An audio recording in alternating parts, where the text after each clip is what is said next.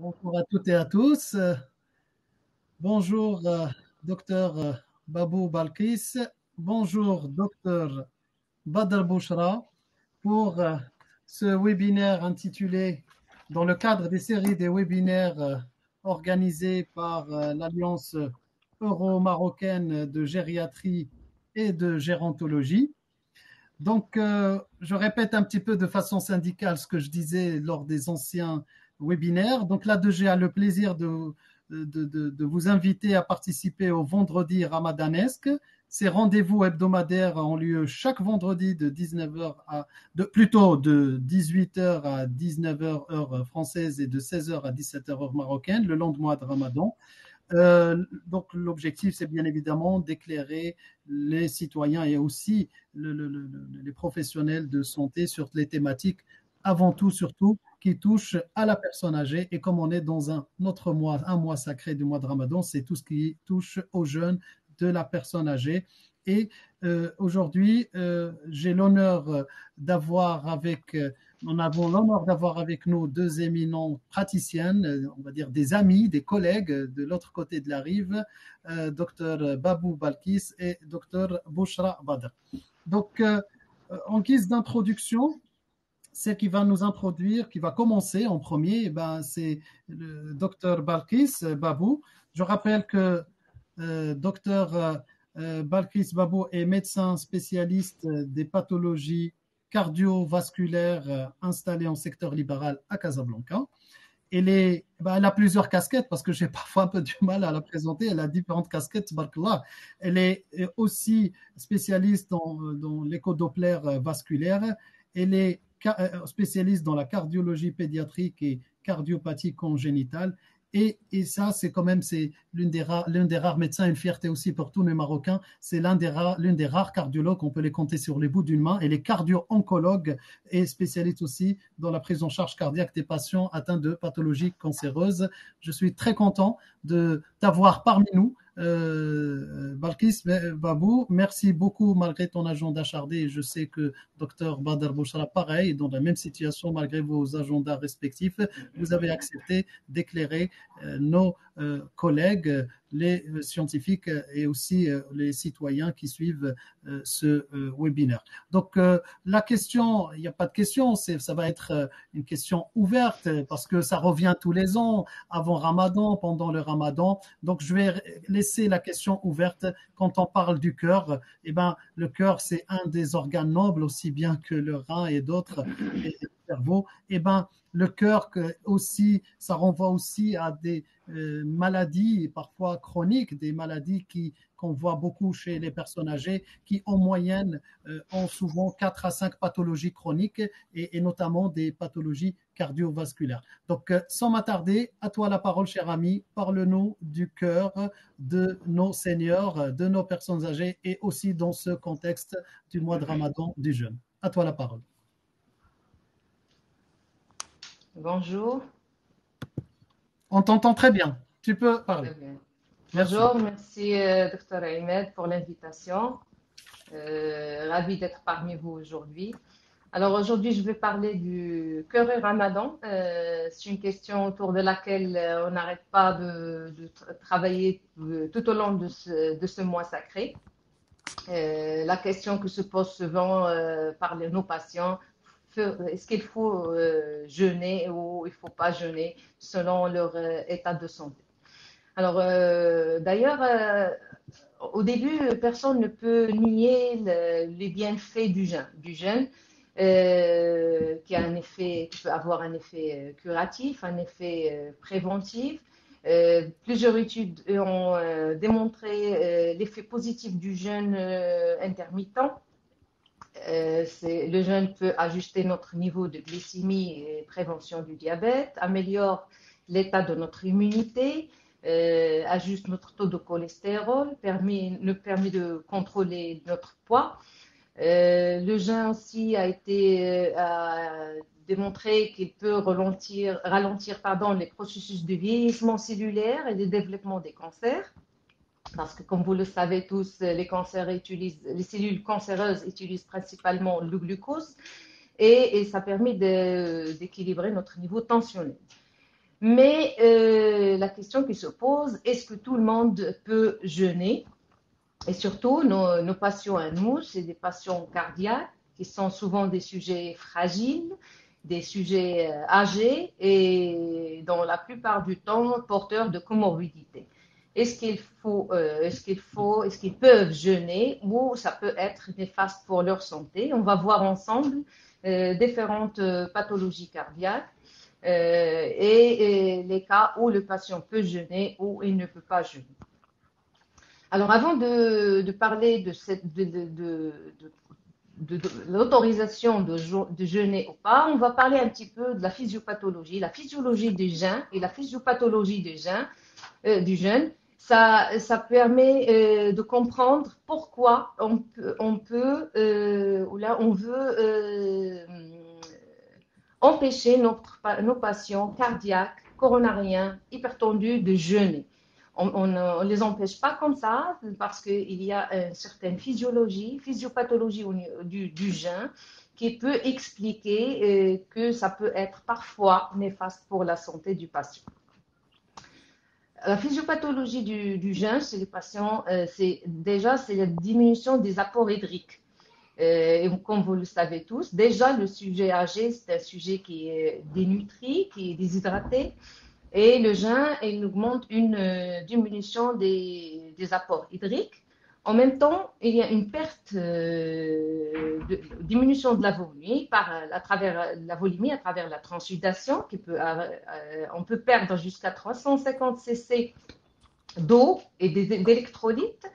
Les urines, ça nous fait perdre de 1250 cc et qui peut aller jusqu'à 2 litres par jour lorsque la période du jeûne est allongée, qui peut aller jusqu'à 16 heures de jeûne en été.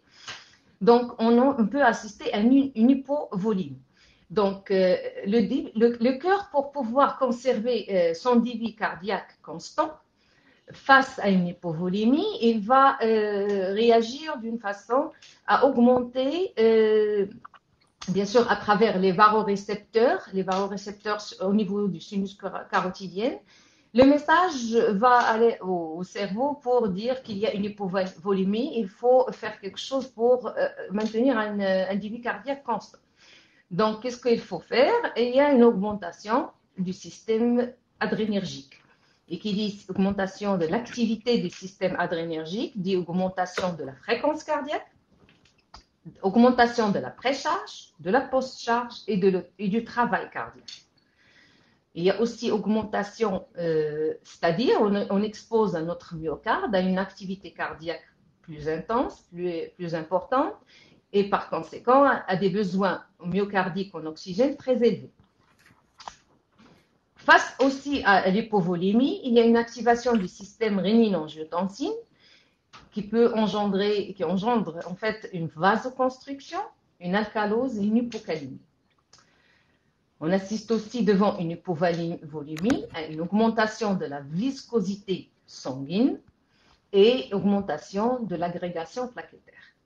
Tous ces éléments-là peuvent vous dire que les patients sont exposés à faire des thromboses, des HTA, un déséquilibre de la tension artérielle et des arythmies. Alors, la décision d'autoriser le jeûne ou non, c'est un consentement entre le patient et son médecin traitant.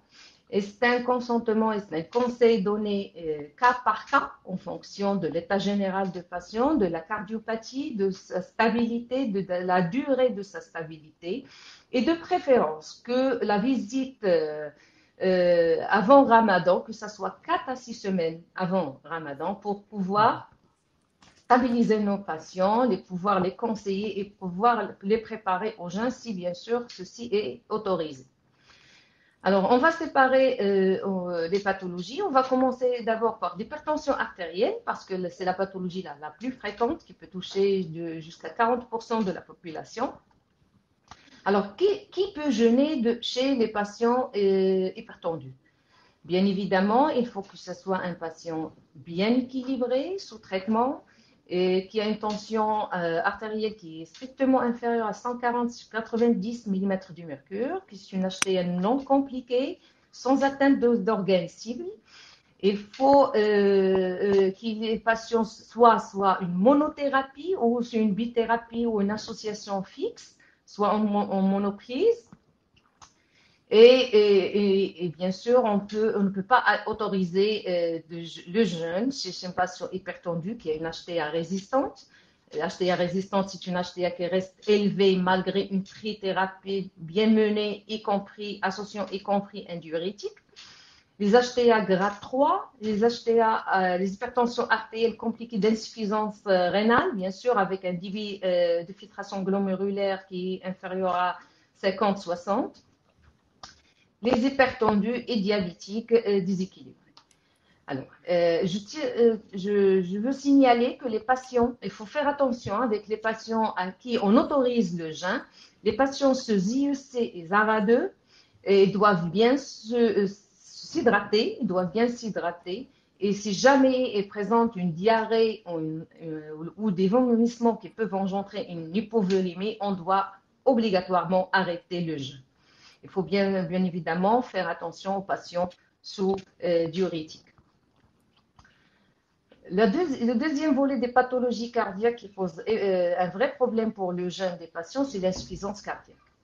Alors, l'insuffisance cardiaque, c'est une pathologie très sensible à la volémie, et aux apports hydriques, aux pertes hydriques. Donc, il faut, pour autoriser le jeûne, que l'insuffisance cardiaque soit stabilisée, ce traitement médical depuis environ 6 mois, voire 1 an de stabilité. Il faut qu'il soit au stade 2, inférieur ou égal à stade 2 de la NYHA. Il faut que le patient ne soit pas sous diurétique à forte dose. Il faut bien sûr qu'il n'y a pas une polymédication qui nécessite de respecter les horaires de prise médicamentos lorsqu'on est obligé d'administrer des médicaments toutes les 4 heures, toutes les 6 heures pour pouvoir garder notre patient insuffisance cardiaque stable. En fait, l'évaluation de notre patient, ça se fait cas par cas en fonction de l'âge du patient, parce que le patient, même s'il est stable, s'il dépasse les 80 ans, 85 ans, avec des petites réserves, qui est une santé fragile, qui est en comorbidité, on peut ne pas autoriser le jeûne chez ces patients, surtout en présence de comorbidité. Sachant que le jeûne peut, même chez un patient qui est insuffisant cardiaque stable, le jeûne peut décompenser une insuffisance cardiaque. Et donc, l'évaluation doit être globale et cas par cas. Alors, pour les syndromes coronariens aigus, comme j'ai déjà expliqué dans l'analyse physiopathologique, dans le jeûne avec la déshydratation et la diminution du volume peut donner une augmentation de travail cardiaque, augmentation de la viscosité sanguine, augmentation de l'agrégation plaquettaire, ce qui rend les patients coronariens vulnérables à faire des thromboses coronaires au cours des journées du jeûne. Déjà, le cœur, il faut savoir que le cœur ischémique, qui vit en hypoxie, utilise le métabolisme glycidique, de préférence le métabolisme glucidique, et l'hypoglycémie peut aggraver l'ischémie myocardique. Déjà ça, entre parenthèses, c'est pour ça qu'on demande à nos patients cardiaques, insuffisants cardiaques, coronariens, d'avoir une hémoglobine glyquée autour de 8%, et pas moins. On n'accepte pas chez les insuffisants cardiaques, les coronariens, des hémoglobines glyquées à 6 ou à 6,5, de préférence que ça soit autour de 8%. Parce que le cœur ischémique utilise de préférence les molécules de glucose, c'est plus bénéfique pour lui. Alors, qui jeûne des patients coronariens, il faut que le patient ne présente pas d'angor, il faut qu'il n'a pas présenté de syndrome coronarien aigu, soit ST+, ou ST- au cours de la dernière année. Donc, s'il a présenté un événement coronaire moins de 1 an, il ne faut pas qu'il jeûne. Il faut qu'il soit stable, sans décompensation cardiaque, sans insuffisance cardiaque, sans trouble de rythme grave qui n'est pas ou grave ou non maîtrisé. Alors, on passe aussi aux AVC. Les patients qui ont présenté des AVC ischémiques ne doivent pas jeûner si les AVC sont récents, moins de 6 mois à 1 an, et qui gardent les séquelles qui persistent au jour de la décision. Alors, pour les valvulopathies, chez les patients qui veulent jeûner, il faut qu'il soit un valvulaire qui est totalement asymptomatique, qui ne présente pas de dyspnée, qui n'est pas au stade chirurgical. Les valvulopathies au stade chirurgical ne doivent pas jeûner parce qu'ils peuvent facilement décompenser leur cardiopathie. Et on n'autorise pas le jeûne chez les patients cardiaques qui ont subi une chirurgie cardiaque récente. Généralement, on raisonne en matière d'événements cardiaques, les événements doivent être supérieurs à 1 an, la dater de plus de 1 an pour pouvoir discuter la possibilité du jeûne. Alors, en général, l'évaluation de nos patients et la décision du jeûne, elle dépend de l'âge. Les patients au-delà de 75 ans, 80 ans, doivent faire l'objet d'une évaluation personnalisée parce que même si on a des cardiopathies stables, ce sont des patients fragiles et qui peuvent décompenser facilement à cause des changements de la volémie, ils peuvent décompenser facilement leur cardiopathie. Le poids, bien sûr, l'état général et la présence des cardiomyopathies. Alors, pour le jeûne, si on autorise le jeûne sur une patient cardiaque, si jamais on est en mesure d'autoriser le jeûne, il faut bien répartir les médicaments au cours de la période de rupture du jeûne. Il faut faire attention aux anticoagulants. Parce que les patients sous anticoagulants, on voit beaucoup d'accidents hémorragiques au cours du mois du Ramadan parce que les gens soit ne respectent pas les horaires de prise et surtout pour les AOD qui nécessitent par exemple la prise de 2 comprimés par jour à 12 heures d'intervalle. Là, on peut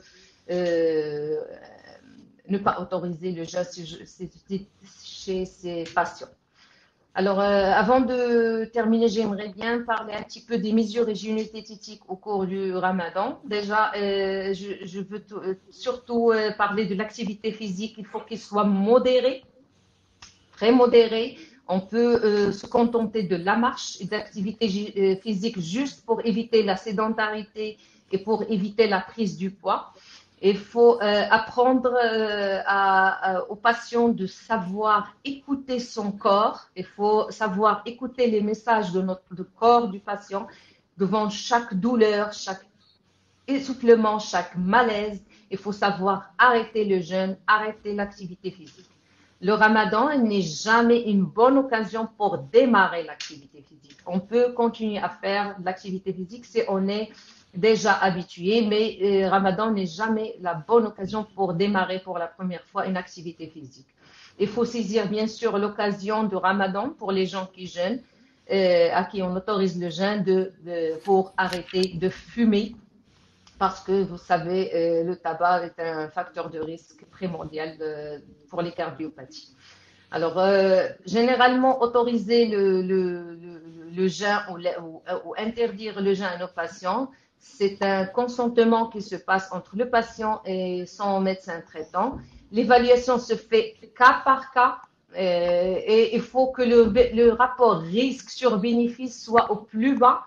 Le risque doit être le plus bas et il faut bien sûr apprendre à nos patients d'éviter de résister au conseil du médecin. Parfois, on est amené à mener des messages religieux, culturels pour pouvoir indépendamment des messages scientifiques, pour pouvoir convaincre nos patients cardiaques âgés, fragiles, que le jeûne peut être néfaste pour leur santé. Et merci beaucoup, je vous remercie. Merci beaucoup, docteur Balkis. Eh ben, c'était clair, net, un tour d'horizon. En plus, c'est une mission très difficile de faire un tour d'horizon avec un temps aussi réduit. Je pense que tu l'as brillamment fait et réussi. Donc, je reprends quelques points sur lesquels tu as insisté. Donc, tout d'abord, tu as commencé par dire les bienfaits du mois de Ramadan, que ce soit en termes de régulation de la glycémie, l'immunité, le cholestérol, le poids. Donc, bien évidemment, il y a des effets bénéfiques et le Ramadan, avant tout, il a été conçu pour des gens en bonne santé. Mais après, tu nous fais un grand mais avec majuscule. Mais avant de nous emmener dans ton monde, dans ton univers de spécialiste, tu nous expliques, mais de façon très pertinente, la physiopathologie du jeûne et surtout quand il s'agit d'un patient cardiaque, coronarien, hypertendu. Donc, la diminution des apports hydriques, c'est quelque chose de très délétère, qui risque d'être très délétère de par l'hypovolémie qui est induite qui va retentir sur on va dire la fonction cardiaque en termes d'augmentation de la fonction cardiaque, le travail cardiaque de façon générale et aussi sur le système rénine-angiotensine, viscosité, aggravation et l'agrégation plaquettaire. Ça veut dire quoi? Ça veut dire que j'insiste un peu sur un point, je mets ma petite casquette de gériatre, le risque de déshydratation qui va induire cette hypovolémie, il est d'autant plus on va dire, plus fréquent chez les sujets âgés parce que cette variation de l'osmolarité qui est captée par les barorécepteurs, elle est faible chez les sujets âgés. Donc, du coup, ils sont beaucoup plus exposés qu'un jeune à ce risque d'hypovolémie et ce risque, il est d'autant plus grave quand il y a des facteurs environnementaux. Tu l'as indiqué, Dr Balkis, quand il y a des horaires longs de jeûne. Vous savez, les mois de Ramadan, c'est tout, on va dire les mois, ça change. On va dire, ça fait un cycle de 1 an tous les 33 ans. Quelqu'un qui jeûne 16 heures, c'est pas quelqu'un qui jeûne quelques heures. Donc ça change et ça prend en considération et tu l'as bien cité. Donc qui dit ça dit bien sûr, quand on comprend un petit peu la physiopathe, et ça c'est le rôle quand même,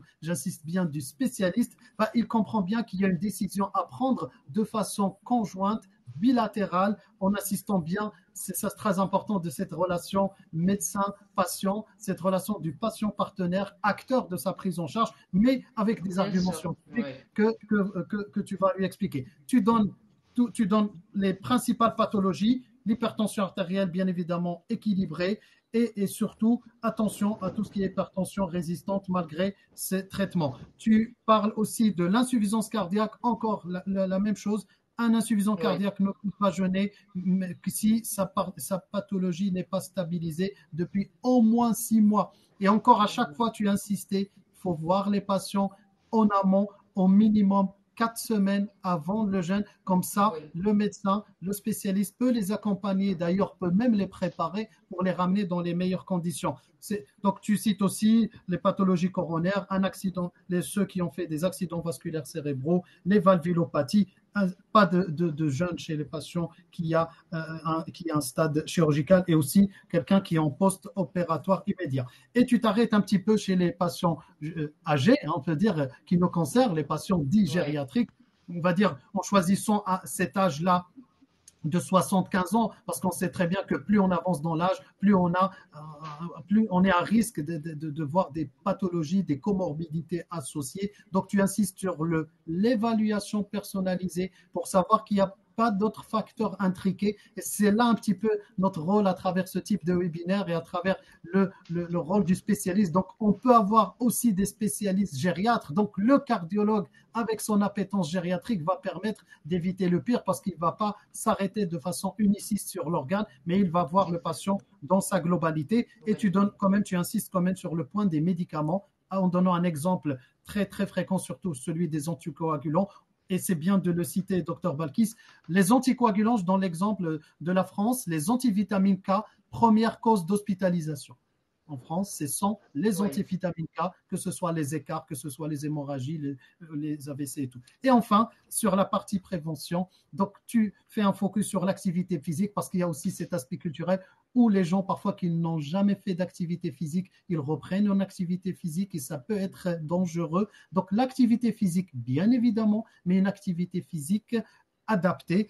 Et aussi, c'est un mois où il faut profiter, notamment pour arrêter de fumer. C'est toujours, il n'est jamais trop tard d'arrêter de fumer. Et enfin, donc, tu donnes un message quand même qui montre aussi l'importance et aussi que notre dimension, même en tant que praticien, on doit aussi comprendre cette dimension culturelle, ethnopsychologique et Oui, religieuse d'une personne âgée. Et parfois, il faut parler aussi son langage, mais bien aussi un sûr, oui. langage adapté, mais avec des preuves scientifiques. C'est ce qui fait un peu la part du scientifique, complété aussi avec nos savants qui sont à l'unanimité, qui orientent pour voir le spécialiste. Ben, mille merci, docteur Balkis. Donc, au Merci fur et à à vous. mesure, si je vois des questions, donc on n'hésitera pas à te les poser. C'était très clair, très brillant. Je pense qu'on va avoir beaucoup d'interactions. Et en plus, au fur et à mesure, il y a des gens qui rentrent, qui nous rejoindre. Alors, on va passer quand même à un organe cousin quelque part. Donc c'est très lié. Oui, Tu l'as bien dit, insuffisance cardiaque, le rein, donc c'est un organe noble, on le sait très bien, ne serait-ce que pour dire, bah, le rein, il a beaucoup de fonctions. On a aujourd'hui la spécialiste qui est mieux placée pour en parler, et surtout dans ce contexte du mois de Ramadan. Donc, bienvenue et un grand honneur d'avoir parmi nous Dr Badr Bouchra, qui est néphrologue, médecin spécialiste en néphrologie, installé dans la ville de Tanger. Vous savez, l'Alliance, on arrive à fédérer le Maroc, le monde entier. On est entre les deux rives, on est entre le Maroc, mais on a la chance aussi d'avoir aussi un TGV qui arrive à allier Casa à Tanger en peu de temps, en quelques heures. Donc, on voit qu'on va passer de l'autre côté à Tanger. Alors, docteur Badr Bouchra, elle est fondatrice, présidente aussi du club Jeune Néphrologue du Maroc.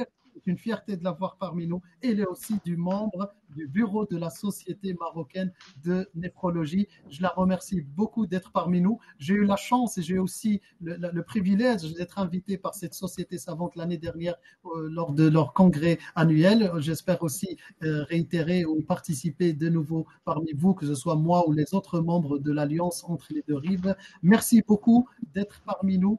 À vous la parole, chers collègues.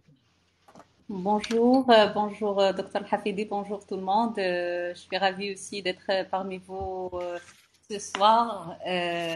Ça fait plaisir euh, de partager avec vous un petit peu notre expérience sur le rein, surtout puisque c'est question du personne âgée.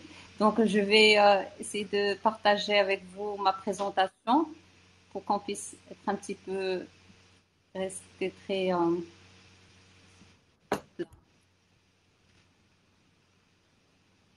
Euh, ah non, je pense que c'est.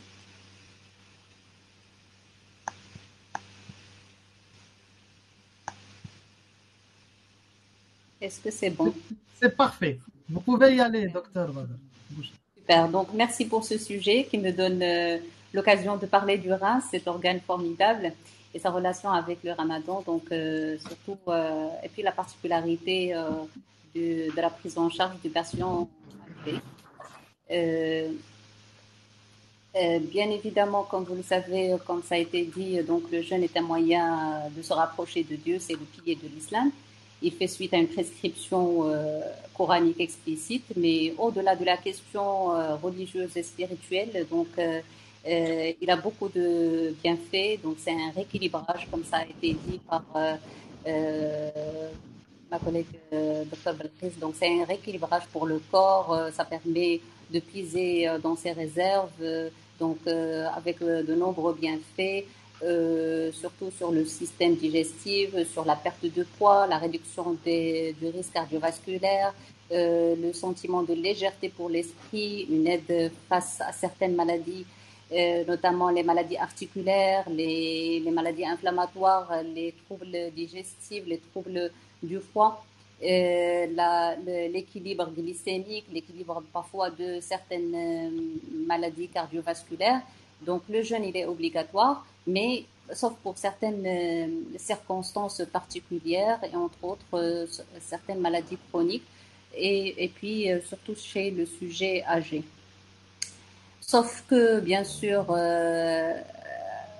on remarque que nos habitudes de consommation commence à changer au cours du mois de Ramadan. Et selon la dernière enquête sur les dépenses de consommation des ménages réalisées par le Haut Commissariat au Plan, entre 2013 et 2014, on voit que notre consommation s'apprécie de 16,3% en moyenne durant le mois de Ramadan, et que les ménages dépensent en moyenne plus de un tiers de plus en alimentation.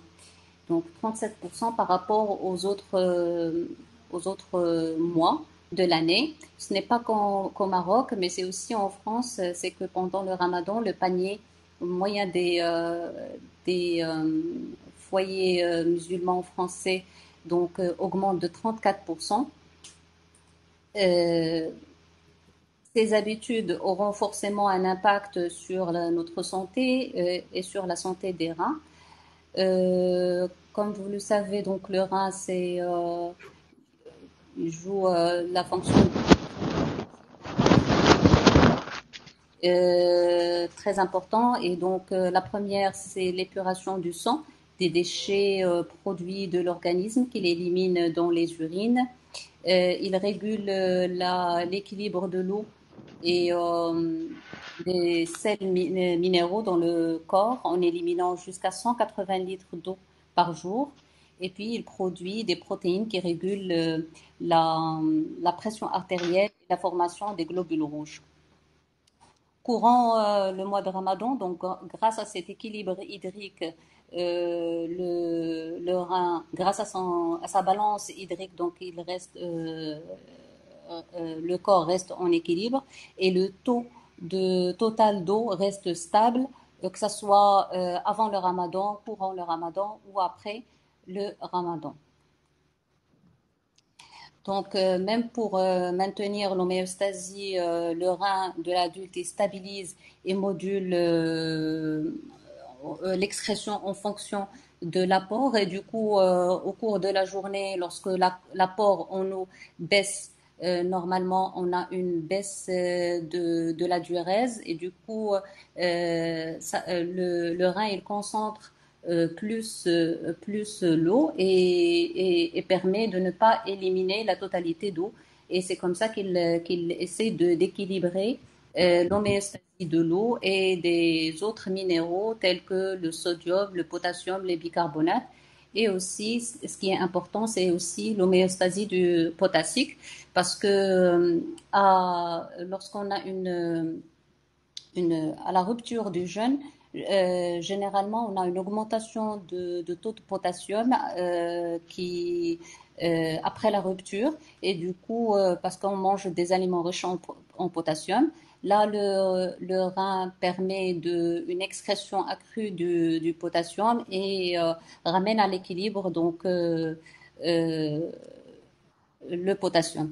Mais chez le sujet âgé, on sait très bien que la capacité d'épargne hydrique est limitée, vu que la capacité de concentration est limitée aussi.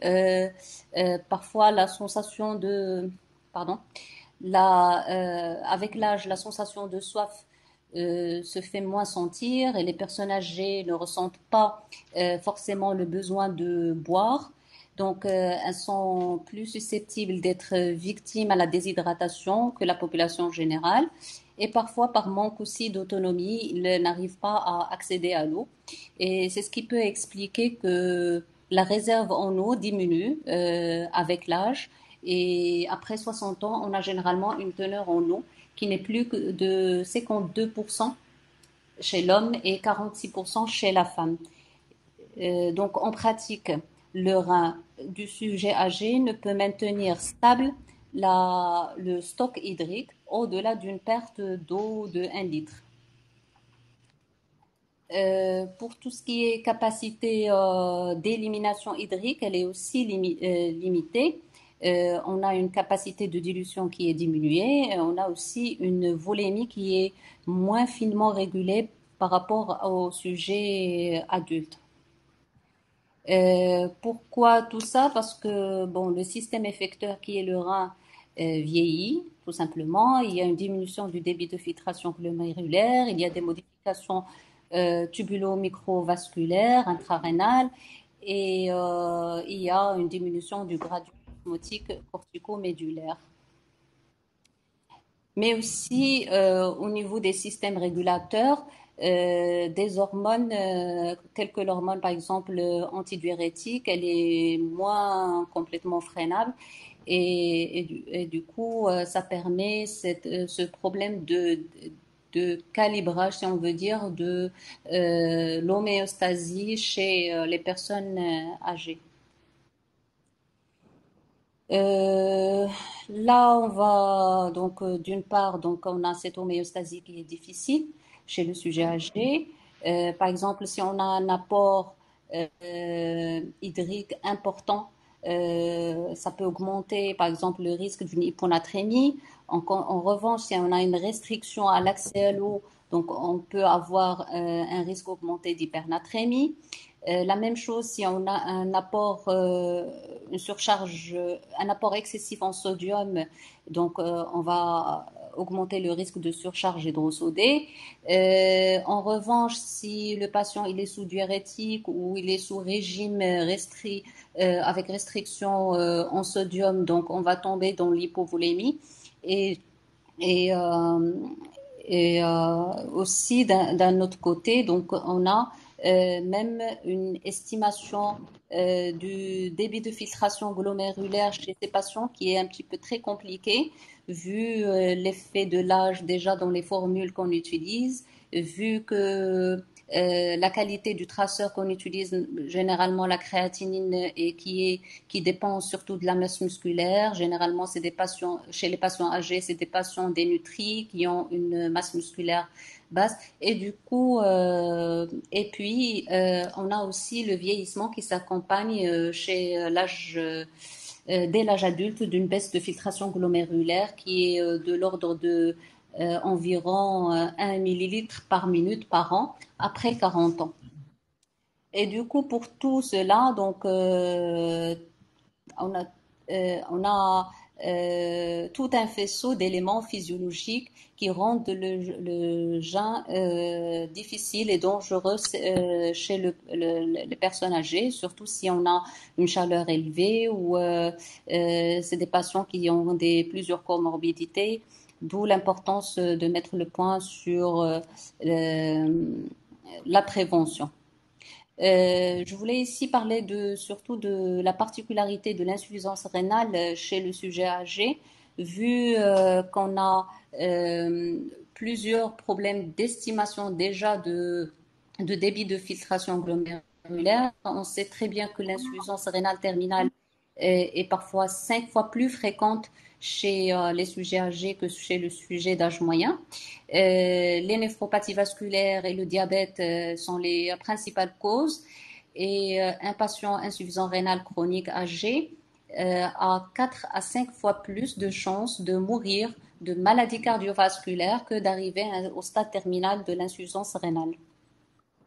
Donc, la prévention passe avant tout par une réhydratation correcte, passe avant tout par en limitant la sédentarité, en gardant une activité physique correcte, en adoptant une alimentation équilibrée, en diminuant la surcharge pondérale et en prenant en charge les autres facteurs de risque cardiovasculaire, notamment l'hypertension artérielle.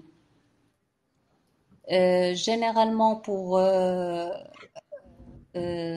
faire la part, en fait, chez le sujet, que ce soit chez le sujet adulte, que ce soit personne âgée ou autre, généralement, on essaie de scinder les patients sur plusieurs catégories. Donc, on a les patients qui ont l'insuffisance rénale, on a les patients qui sont dialysés ou en suppléance rénale, donc dialysés ou en transplantés.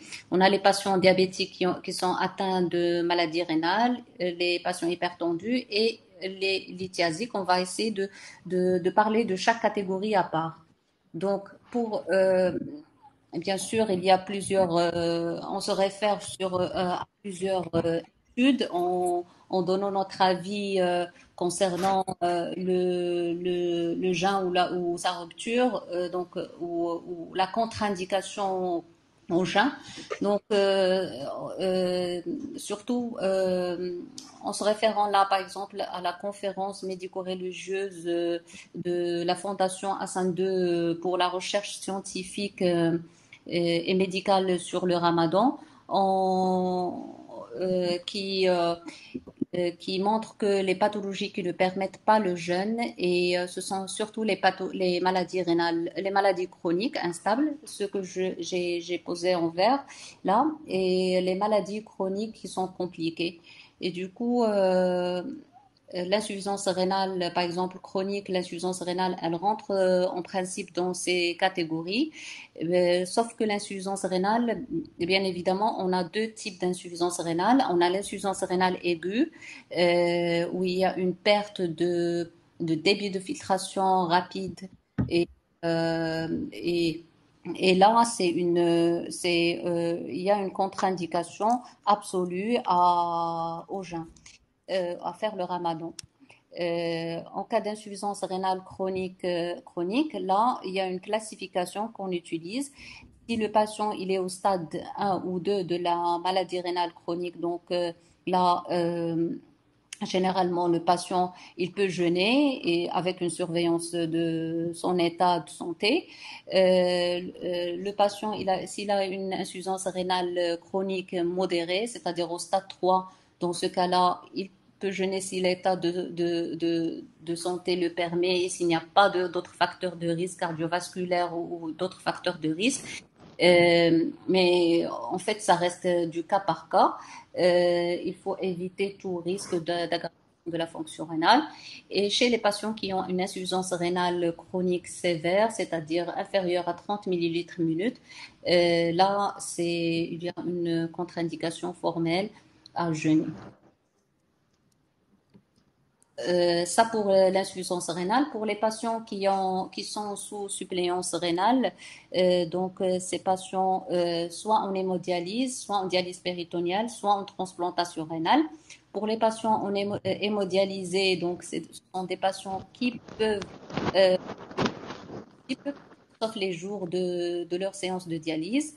Sauf que il y a quand même un risque de surcharge hydrosodée important et d'hypercalémie après la rupture de jeûne et, euh, et plusieurs études aujourd'hui le confirment, donc avec une augmentation de mortalité au rang de ces patients au courant du mois de Ramadan, ce qui nous laisse en tant que néphrologue et médecin pour ces patients, donc on les interdise de jeûner pendant le mois de Ramadan. Pour la dialyse péritoniale aussi, ce sont des patients qui peuvent généralement jeûner, mais à condition d'une restriction importante hydrique et potassique. Pour les patients qui sont transplantés, ce sont des patients qui peuvent jeûner si la fonction rénale est normale et stable parce que c'est la transplantation, en principe, c'est le, le, le traitement de choix de l'insuffisance rénale chronique terminale et du coup, elle est considérée comme le traitement idéal parce elle rend le patient comme un patient normal, comme une personne euh, non malade, ce qui fait la personne, elle peut jeûner un an après l'opération, mais surtout, il faut juste respecter l'observance thérapeutique parce que généralement, ils sont sous traitement et généralement, ces traitements ils doivent les prendre à 12 heures d'intervalle et du coup, il faut juste respecter cette durée. Mais sinon, si ce n'est pas respecté, ils doivent absolument euh, on contre-indique donc là le jeûne dans ce cas-là. Pour les personnes donc diabétiques, pour les diabétiques, c'est généralement lorsqu'on a une complication dégénérative, donc notamment une insuffisance rénale. Ce sont des patients à haut risque et du coup on interdit le jeûne chez ces malades. Arrivons donc aux patients lithogènes, c'est-à-dire ceux qui présentent des lithiases rénales, généralement on déconseille aux patients de jeûner, surtout les patients qui ont des calculs rénaux fréquents, ou qui ont plusieurs calculs rénaux, parfois bilatéraux, ou qui sont accompagnés de complications fréquentes telles que des infections urinaires, l'insuffisance rénale ou de coliques néphrétiques. On les conseille de faire des fois, pour ces patients qui sont généralement suivis, on les conseille de faire une cristallerie avant le mois de Ramadan et de voir s'il y a une présence de cristaux. Donc, on interdise le, de faire le Ramadan, mais si le patient il est stable, il peut respecter le fait de, de boire au moins 3 litres par jour, et c'est parfois difficile de le faire entre ftour et suhour, et, en respectant aussi que au moins il doit avoir 2 litres d'urine par jour, tout en évitant aussi tout ce qui est salé, tout ce qui est riche en oxalate et tout ce qui est riche en calcium, pour pouvoir passer un ramadan sans problème. Donc le risque rénal, bien sûr, il existe tant qu'on a 30 jours consécutifs de jeûne. Donc il y a un risque de déshydratation, il y a une homéostasie du potassium qui peut être altérée. Des fois, il y a une observance médicamenteuse, euh, qu'on essaie, des fois des patients qui prennent par exemple leurs médicaments 3 fois par jour, ils sont obligés de passer à 2 fois par jour. Le régime alimentaire, il faut faire attention avec le changement de nos habitudes alimentaires. Donc tout ça, on essaie déjà d'évaluer le risque, qui dépend d'abord de la cause de la maladie rénale, du degré de l'insuffisance rénale, de son caractère progressif, si de la maladie rénale chronique, des comorbidités associées, de l'âge et d'adhésion au protocole thérapeutique. Et en fin de compte, on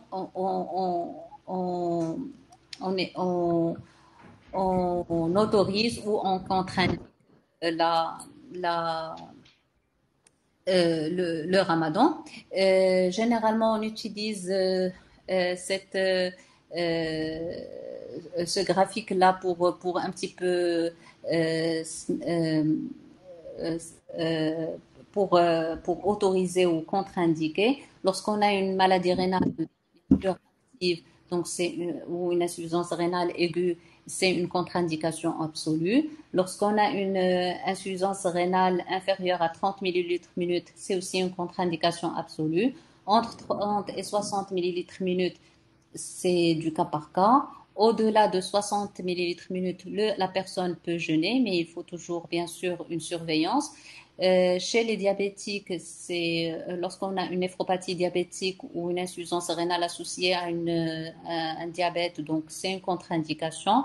Chez les personnes dialysées, donc on a dit qu'ils peuvent jeûner, mais parfois si la personne insiste, etc., ils peuvent jeûner, mais tout en leur expliquant que le risque de mortalité il est beaucoup plus élevé. Chez le transplanté avec une fonction rénale normale, il peut.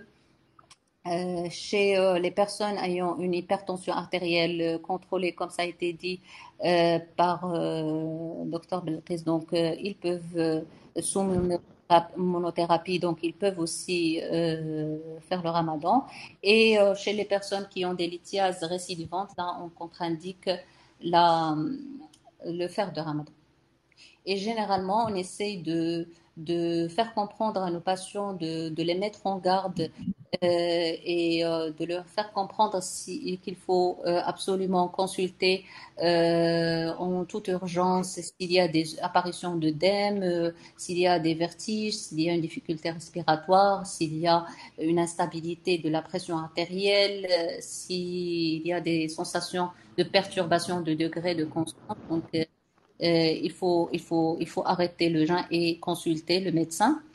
Et puis, on essaie de maintenir très fréquemment les contrôles de routine en prenant la pression artérielle chez eux, la mesure de poids, euh, contrôlant la teneur en sel des aliments et des fois de faire la fonction rénale.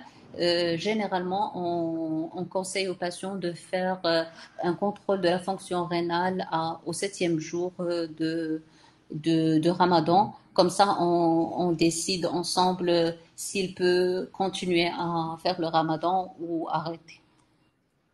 Voilà. Merci beaucoup. Et Ramadan. Shukran jazilan. Merci beaucoup. C'est une belle présentation, très claire, très, on va dire, très complète, docteur Bouchra Badr. Et surtout, comme docteur Balkis, on revient à ce tandem de médecins et patients. Et quand il y a cette adhésion et quand il y a cette communication, quand il y a aussi cette communication fondée aussi sur des preuves scientifiques et c'est pas qu'un ressenti parce que comme disait un de nos collègues lors d'une présentation, il a dit bah, moi-même je suis médecin et musulman et je suis musulman médecin. Donc ma brèche est très mais en même temps, s'il doit parler avec le patient, il doit aussi endosser la casquette du gériatre. Donc si je reprends un petit peu tout ce qu'elle dit, tout ce qu'elle a dit, docteur Bouchra, de façon très synthétique. Normalement, au mois de Ramadan, on est censé. J'ai beaucoup aimé sa première diapo. Tout est dit d'ailleurs sur sa première diapo. Les habitudes alimentaires, je le dis même en arabe, tout augmente. Tout augmente quasiment. Le panier moyen augmente de 16,3% et 37%. Un tiers des dépenses sont consacrées à l'alimentation. Je répète bien ce chiffre, ce qu'elle nous a ramené, docteur Badr, c'est très important, 37%, alors que nous sommes censés faire attention à manger moins. Et Voilà. Comme vous dites, mathématiquement, on doit avoir l'inverse, mais non, ce n'est pas le cas, tout augmente. Donc, merci beaucoup pour ce rappel de la physiologie, surtout de la physiopathologie, de nous mettre un peu en lumière quel est le rôle principal du rein. 3 grandes fonctions principalement, l'épuration, la régulation hydroélectrolytique et aussi la production protéique. Donc, la personne âgée, on l'a dit, et on l'a dit autant tout à l'heure pour la diminution de la sensation de la soif, parce que c'est aussi la même chose, et aussi c'est ce facteur de régulation de cet équilibre hydrique. Comme le disait Dr. Watt, cette homéostasie, elle est altérée aussi bien au niveau hydrique qu'au niveau des sorties-entrées des selles. Donc, la diminution de la filtration glomérulaire, bien évidemment, elle diminue avec l'âge, mais c'est bien de le rappeler qu'elle diminue à partir de l'âge de 40 ans. Vous voyez, la notion de vieillissement, c'est quelque chose d'important de dire, à partir de quand on vieillit, là, c'est l'illustration vivante, pour le rein, à partir de 40 ans, mes amis, vous devenez vieux au niveau de la partie rénale parce que votre débit de filtration glomérulaire, il baisse et votre nombre de néphrons, il baisse. Donc, vous allez faire attention beaucoup plus. Et des particularités chez le sujet âgé, vous nous mettez vraiment un grand gyrophare qui tourne 5 fois, donc cette insuffisance rénale, elle est 5 fois plus fréquente chez les sujets âgés. Vous mettez en lumière que la néphropathie vasculaire et le diabète restent quand même sur le podium. Au Maroc, le diabète, il fait des ravages. On n'apprend rien à personne aujourd'hui. En tout cas, pour le rein, première cause chez les patients dialysés, ça reste le diabète. Je parle sous votre contrôle, docteur Badr. Donc, ça reste le diabète qui fait encore des ravages. Et la prévention, ça reste quand même quelque chose d'important et on a beaucoup de médecins avec nous de première ligne parce que cette prévention, elle se fait bien évidemment avec le spécialiste, mais aujourd'hui, les médecins de première ligne, les médecins généralistes, ce sont eux qui font avant tout cette prévention avant d'arriver aux spécialistes. Donc, très important ce travail de sensibilisation et ce de travailler main avec la main avec tous les types de spécialités, d'où la notion de l'interdisciplinarité et Dieu sait que l'interdisciplinarité, elle profite à tout le monde et surtout aux patients et notamment la personne âgée. Donc, après, vous faites le déroulé des pathologies, hein, les insuffisants rénaux dialysés. Parce que si je me rappelle, j'avais fait une recherche, quand on va un peu sur les principaux moteurs de recherche scientifique, PubMed, quand vous faites Ramadan et jeûne, vous avez quasiment 1300 articles. Mais dès que vous allez rattacher ça à la fonction rénale, ça baisse et ça fait sortir un petit peu ces pathologies. Vous avez une centaine d'articles et notamment là, ça fait sortir l'insuffisance rénale, les dialysés, le transplanté rénal, et le diabétique, et l'hypertendu, et le lithiasique. Et puis, vous nous expliquez, bien évidemment, point par point. Mais avant, vous faites aussi des références de consensus, hein, notamment la conférence médico-religieuse, qui reste quand même une référence dans notre pratique, dans la pratique du médecin, notamment dans les pays musulmans, et je parle plus spécialement pour le Maroc, et focus sur deux points importants, et vous l'avez dit toutes les deux, la maladie chronique, les maladies chroniques instables non stabilisées, et les maladies chroniques compliquées. Et puis après, vous expliquez, et j'ai beaucoup aimé le tableau avec le vert, l'orange et le rouge, où vraiment vous faites le déroulé des principales contre-indications des pathologies. Les lithiases, le patient qui fait des lithiases, vous donnez quand même, vous nous apprenez quelque chose. La cristallurie, c'est quelque chose à aller chercher et savoir si, en fonction il y a des normes en fonction de si c'est élevé, je sais pas, je connais pas très bien les normes NT, quelque chose comme ça. Si c'est trop élevé, hein, c'est un peu comme ça. Donc on peut dire qu'il ne peut pas jeûner, mais il me semble, et vous me corrigez parce qu'on est aussi dans l'échange avec la plénière et avec vous aussi, Dr. Wad, mais il me semble, est-ce que c'est vrai que on interdit à un patient atteint de lithiase qui a une cristallurie élevée de ne pas jeûner indépendamment de sa fonction rénale, de son débit de filtration glomérulaire? En fait, c'est toujours du cas par cas. Les patients, euh, par exemple, aujourd'hui, j'ai eu en consultation une patiente chez qui la cristallurie elle est élevée. Et elle a passé tout le ramadan pour venir me dire que voilà, ça s'est bien passé, il n'y a pas de problème et j'ai pas eu de problème. On a refait même le bilan radiologique et il n'y a rien. Donc c'est. Alors, oui, oui, oui, vous le dites bien, mais je pense que vous le savez mieux que moi. Ça, je l'ai appris ça de mes collègues néphrologues. Les publications, ils montrent que ces patients-là sont plus à risque de colique néphrétique dans les 3 mois qui suivent ce ramadan. C'est ce que je vais expliquer, c'est-à-dire que c'est pas question d'être là aujourd'hui à 15 jours après le ramadan pour me dire C'est que ça. voilà, elle est bien, etc. C'est le problème, c'est l'hydratation. Il faut que c'est une hydratation. C'est vrai qu'elle elle, elle, elle, elle fait le ramadan, elle boit 3 litres entre ftor et suhoor, mais c'est pas suffisant parce que c'est pas que la quantité, mais aussi la qualité. C'est-à-dire que ça doit être sur toutes les 24 heures.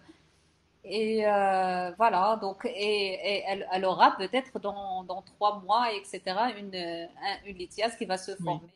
Non, mais c'est bien de le dire parce qu'ils te disent Rani Shrab, mais c'est vrai. Alors que l'important, surtout chez les patients qui font des lithiases, c'est ces fractionnements tout le long de la journée pour boire assez d'eau. Et pour finir, vous nous donnez beaucoup de lumière qui complète aussi par ce qu'elle a commencé à dire notre collègue cardiologue Babou Balkis, la prévention et puis surtout vous associez le patient. Et ça, c'est très important. Aujourd'hui, le patient, il est acteur de sa santé, vous le dites bien toutes les deux, et vous lui donnez on va dire, comment il peut entendre son corps à travers les symptômes qu'il doit surveiller, le risque d'œdème, de difficultés, des vertiges, et après, comment il faut surveiller la tension, le poids, les sels, les aliments. Le poids, c'est quelque chose vraiment en gériatrie qui sont très prédictifs, vraiment des catastrophes, vous le savez mieux que moi. Donc, vous leur dites, prenez le poids une fois par semaine.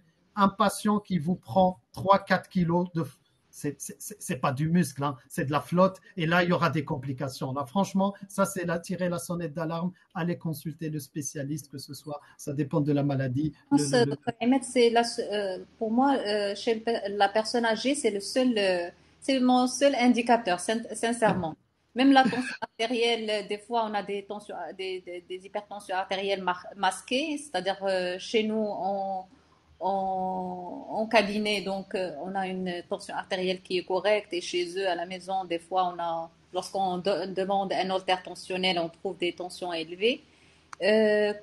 La surcharge, pour moi, c'est juste, je leur demande d'acheter une balance chez eux et ils prennent leur poids régulièrement. Tout à fait. Vous avez raison. Alors, moi, je vais rajouter juste un plus. Une personne âgée, dans votre cas de figure, il y a le poids.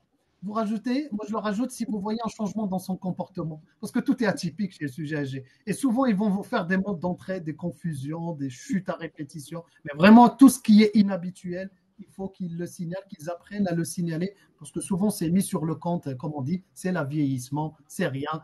Alors que vraiment, parfois, c'est un indicateur. Bah tiens, il est tombé 2 fois en 3 jours. Non, non, il y a quelque chose qui se passe. Donc, tout ça. Et merci beaucoup pour toutes ces lumières. Moi, donc, je pense que, comme pour l'audience qui a suivi, on a appris beaucoup, beaucoup de choses. Il y a des questions, bien sûr. Il y a parmi nous aussi des étudiants, des associations d'étudiants. Il y en a certains que j'ai rencontrés, même quand j'ai fait le dernier déplacement à Oujda. Hein. Il y a c'est Mohamed Amin Smiri qui est président du club Omedicus, des étudiants de médecine à Oujda. Il y en a pas mal d'autres aussi de Fès. Donc, ça devient un rendez-vous, les webinaires plutôt de l'Alliance avec tous les spécialistes qui sont là pour apprendre des uns et des autres. Alors, il y a des questions, parce qu'il y a des questions aussi qui arrivent directement et indirectement. Donc, je vais revenir vers docteur Babou Balkis. Alors, souvent, on a entendu ça aussi, des patients, quand ils ont plusieurs prises médicamenteuses, je parle pour l'hypertension artérielle, ils ont tendance à vouloir tout grouper. Et du coup, dans votre pratique, parce que c'est côté pratico-pratique quand ils sont aussi entourés, quand ils ont un entourage, comment vous arrivez, qu'est-ce que vous conseillez le patient et son entourage, voilà, pour cette partie de prise des médicaments? Alors, vous parlez du patient hypertendu? Oui, je parle de patient hypertendu. Oui, C'était d'accord. Alors, pour le patient hypertendu, déjà, comme j'ai déjà dit, il faut qu'il soit parfaitement équilibré et qu'il ne faut pas qu'il ait beaucoup de médicaments. S'il est équilibré et on est sur pré-thérapie en association fixe, parce qu'il existe maintenant des associations fixes, là, on peut autoriser le jeûne, bien sûr, et la monoprise, il peut prendre son traitement juste après la rupture du jeûne. D'accord, mais il y a certains patients chez qui le hypertensionnel, par exemple, montre des HTA nocturnes, chez qui ces patients, on est obligé de partager les prises médicamenteuses, on est obligé de donner des prises matinales, des prises le soir. Et chez ces patients, il y a parfois des tachycardies, on associe des bêta-bloquants. Alors là, on est obligé de répartir les prises de médicaments après la rupture du jeûne et avant SHOR, bien sûr, au SHOR, bien sûr. Mais s'il y a vraiment beaucoup de médicaments et si on insiste à garder le décalage d'horaire entre les différentes prises, on peut juste pour cette raison conseiller de ne pas jeûner pour regarder parce qu'il y a vraiment et il faut savoir une chose, c'est que les patients, et c'est par expérience, c'est la réalité des choses. Lorsque les patients ont 2 ou 3 médicaments, surtout plus de 3 médicaments, généralement, ils zappent un de ces médicaments au cours du ramadan et ça donne vraiment, ça l'amène vers un déséquilibre tensionnel, vers des pics hypertensifs, vers des complications. Je reçois souvent des patients qui disent j'ai arrêté celui-là, j'ai arrêté ceci parce que j'ai le temps de rupture de jeûne est court et je ne peux pas prendre tous ces médicaments. Et comme vous le savez, généralement, c'est des patients avec des comorbidités. Il est souvent soit diabétique, soit il prend un antiagrégant plaquettaire, soit. Donc, généralement, s'il y a beaucoup de médicaments, et surtout répartis, il faut essayer soit de les répartir entre phtor et sphore. Parfois même, on peut empêcher de jeûner pour garder cet équilibre parce que dans la pratique quotidienne, plusieurs patients enlèvent un des médicaments de leur liste de prise. ben c'est clair, vous l'avez si bien expliqué parce que Généralement, dans ma pratique quotidienne, je préfère les associations fixes pour les patients sous trithérapie Et heureusement, on est arrivé à ces jours-là où on bénéficie de plusieurs médicaments en association fixe. On peut associer ARA2 plus réducteur calcique plus diurétique sur le même comprimé. Ce sont des molécules, c'est des associations qui peuvent rendre service aux patients pour l'observance. Ben, impeccable.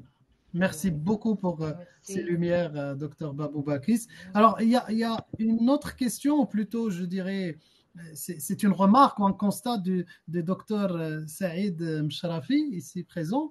Je le remercie infiniment pour sa question. Elle est plutôt une question à destination du docteur Badr Bouchra. Je dirais, où sommes-nous, que peut-on dire un peu sur le consensus, hein, et là c'est vous, hein, le consensus IDF d'art. Voilà. Donc c'était ça. Donc il a dit, bah, est-ce il faut, sans oublier le consensus IDF d'art, je ne sais pas de quoi il s'agit et qu'est-ce qu'on peut répondre aux collègues. Je sais pas sincèrement. Je pense que c'est en rapport avec le diabète. Oui, je pense que ça va être le diabète. C'est un des consensus qui a été établi surtout avec les diabétologues. Il me semble, oui, vous avez raison. Vous avez raison. Et je l'invite d'ailleurs, docteur Msharafi, je pense que cette question, elle a une réponse dans le webinaire qu'on a fait précédemment avec notre ami, mon ami que j'apprécie et j'aime beaucoup, docteur Kameliar Gabi. Elle a évoqué ce consensus. Donc, il suffit juste de revenir sur l'enregistrement de l'ancien webinaire. D'ailleurs, je suis désolé, on ne l'a pas encore mis en ligne. On va le mettre, c'est promis.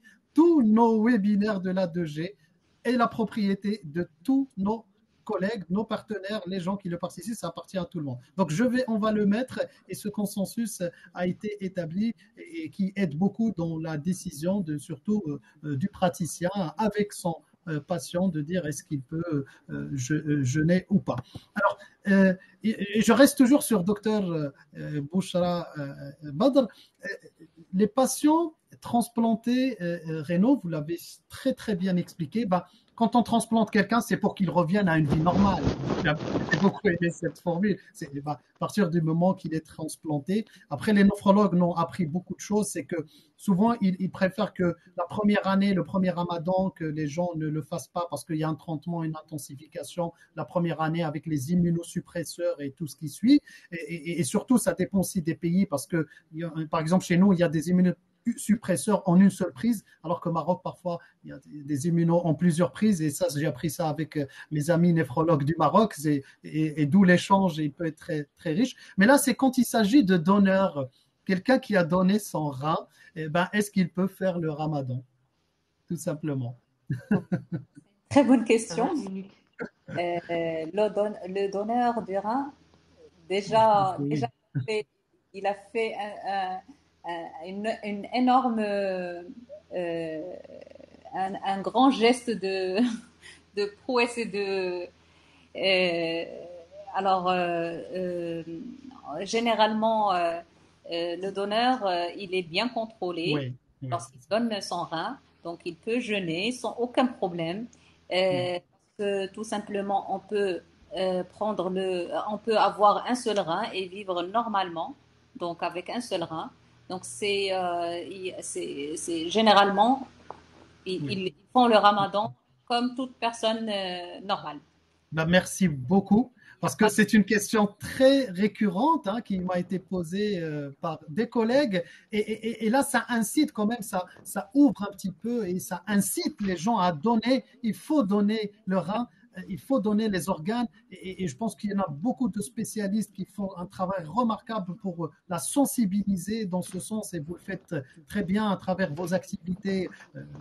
Pas que professionnel. Je sais que, docteur Bouchra, vous êtes aussi très engagé dans ce domaine d'inciter les gens à donner leurs organes. Et là, la preuve, quelqu'un qui donne son rein, bah, pour moi, il peut jeûner 3 jours après. Il n'y a aucun souci. On gère la douleur et tout. Voilà. Au contraire, il faut savoir qu'il y a des études qui ont été faites sur les donneurs de reins. Et subhanallah, ce sont des gens qui ne tombent pas malades. Et oui, parce que tout simplement, ce sont des gens qui sont surveillés, sont sous surveillance médicale, etc. Et généralement, ils ont un bon état de santé. Donc, il y a pas de problème. Et surtout lorsqu'ils ce sont des donneurs, on fait une batterie d'analyse et d'examen avant qu'ils donnent leur rein. Oui. C'est-à-dire qu'on s'assure à 100%, enfin, il n'y a pas de 100%, vous le Oui. savez en médecine, mais on s'assure au maximum qu'il y aura pas de problème qui va entraîner des maladies chez eux. D'accord. Bah, merci beaucoup. Alors, vous avez répondu. Franchement, moi, je suis très, très content. Et je pense que le tandem, le binôme cardiologue-néphrologue, il a bien cartonné sur ce webinaire parce que vraiment, c'était très complémentaire et on voit très bien à chaque fois, on a été embarqué dans le monde du cardiologue, on a été embarqué dans le monde du néphrologue, mais en même temps, ce qui sort, c'est que il n'y a pas de super spécialité, on est très complémentaires finalement. Toutes Oui, les bien sûr. spécialités, tous les métiers de médecins de première ligne. D'ailleurs, on a aussi ici présent plusieurs membres, y compris le président, la secrétaire générale de la Société marocaine de médecine générale qui sont aussi très actifs sur la partie sensibilisation. Et c'est vraiment un travail, finalement, quand il y a des consensus, c'est un travail qui profite à toutes ces sociétés savantes et aux praticiens, aux patients, à leur entourage. Alors, je viens d'avoir un message, franchement, d'excuses du professeur Shraibi. Actuellement, il n'a pas réussi à se connecter, il est dans son avion. Il est en déplacement. Il voulait bien dire un mot de remerciement aux panélistes ici présents. Et il me dit départ imminent. Il est de Agadir. Il va prendre son avion. Il n'a pas réussi à se connecter. Et quand il a voulu se connecter, eh ben, l'avion, il ne peut pas. Donc, on demande d'éteindre les téléphones. Il vous remercie tous et vous avez les salutations et surtout les félicitations du professeur Shraibi, qui n'est que le doyen de la faculté de médecine de Agadir. Merci infiniment à tous les partenaires présents. Merci à tous les collègues. Merci à nos citoyens, à nos concitoyens. Merci aux Marocains du monde. Et je dirais, j'aime beaucoup remercier. En fait, c'est quelque chose qui est en moi. Donc, merci beaucoup grâce à vous, docteur Babou Balkis, et grâce à vous, docteur Bouchra Badr, d'avoir réussi ce webinaire qui sera aussi une référence, je dirais pas que nationale, internationale, puisqu'on est très suivi entre les deux rives. On a des gens qui nous suivent depuis la Tunisie, de Côte d'Ivoire, de l'Australie, franchement des deux rives, et mille merci.